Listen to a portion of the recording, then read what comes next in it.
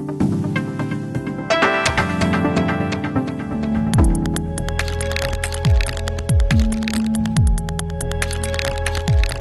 principio, el déficit se calcula como porcentaje del PIB para saber si el déficit es muy grande o muy pequeño.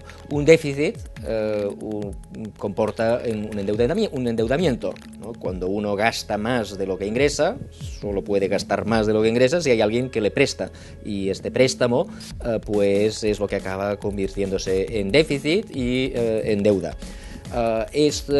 Si uno tiene una deuda de 1 millón de euros, ¿es muy alta o es muy baja? Pues depende de lo que uno gane.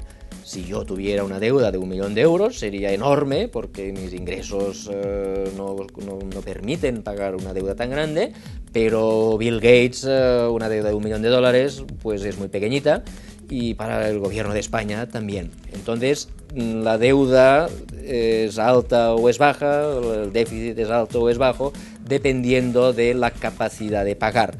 Y del mismo modo que yo he dicho, 1 millón de euros es muy alto porque mis ingresos no permiten, los ingresos de un país pues son el Producto Interior Bruto, y por lo tanto normalmente se da el dato de la deuda o el déficit como fracción del PIB para reflejar esta capacidad.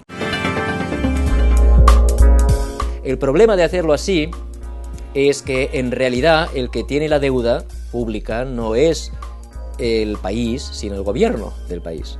Y los ingresos del gobierno no son el Producto Interior Bruto, sino los impuestos, es decir, una parte del Producto Interior Bruto que el gobierno consigue apropiarse a través de los impuestos. Un país puede tener el 100%, puede tener un PIB muy elevado, pero si los impuestos son cero, el gobierno no puede pagar ninguna deuda, porque no tiene ingresos.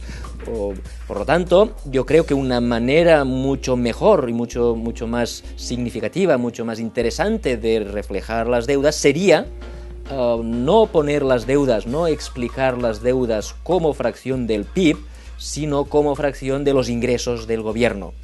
Y es más, no solo como fracción de los ingresos del gobierno, sino los ingresos del gobierno que están liberados para pagar las deudas.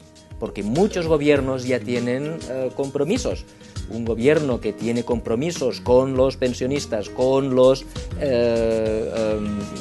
funcionarios, con la sanidad, pues de entrada, cada vez que recibe el dinero de los contribuyentes, inmediatamente ya tiene que gastar todo esto en estos compromisos. La pregunta es ¿cuánto le queda para pagar la deuda? Y por lo tanto yo creo que en lugar de expresar las deudas como fracción del PIB, lo tendríamos que expresar como fracción de los ingresos que tiene el gobierno y que no han sido comprometidos previamente para otro tipo de pagos. Lamentablemente esto no es lo que hacemos, y lo que hacemos es expresar la deuda como fracción del PIB.